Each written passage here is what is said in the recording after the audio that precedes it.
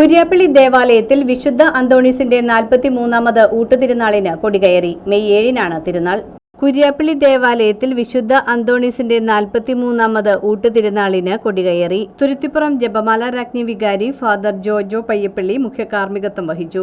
മടപ്ലാതിരുത്ത് saint George വികാരി father Joseph Kottappuram വചന പ്രഘോഷണം നടത്തി. സെന്റ് ആന്റണീസ് സെന്റ് ജോർജ് യൂണിറ്റുകൾ കാഴ്ച സമർപ്പണം നടത്തി. മെയ് 7-ന് ചൊവ്വാഴ്ച രാവിലെ 9:30 അഭിവന്ദ്യ പിതാവിന് സ്വീകരണം. 10 മണിക്ക് നടക്കുന്ന ആഘോഷമായ പൊന്തിഫിക്കൽ ദിവ്യബലിക്ക് കോട്ടപ്പുറം രൂപത ബിഷപ്പ് ഡോക്ടർ അംബ്രോസ് പുത്തൻവീട്ടിൽ മുഖ്യ കാർമ്മികത്വം വഹിക്കും. Kottappuram kids director father Paul Thomas Kalathil വചന പ്രഘോഷണം നടത്തും. പ്രസുദ്ധേന്തിയും കുടുംബവും കാഴ്ച സമർപ്പണം നടത്തും. തുടർന്ന് നേർച്ചസദ്യ വെഞ്ചരിപ്പും വിതരണവും നടക്കും. വൈകിട്ട് 6:30 പൊതുസമ്മേളനം, കുടുംബ യൂണിറ്റ് അംഗങ്ങളുടെ കലാപരിപാടികൾ എന്നിവ നടക്കും. തിരുനാളുകൾ കൊണ്ടാടണമെന്ന് അങ്ങ് ആഗ്രഹിക്കുന്നുവല്ലോ.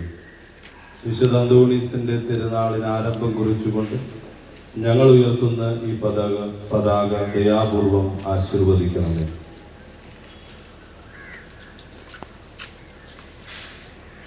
ഞങ്ങളുടെ ആത്മീയവും ഭൗതികവുമായ വളർച്ചയ്ക്ക് ഈ വിശുദ്ധ അന്തോണീസിന്റെ സുഹൃതങ്ങളും മാതൃകയും അനുകരിക്കാൻ ഈ തിരുനാൾ കാരണമാകട്ടെ.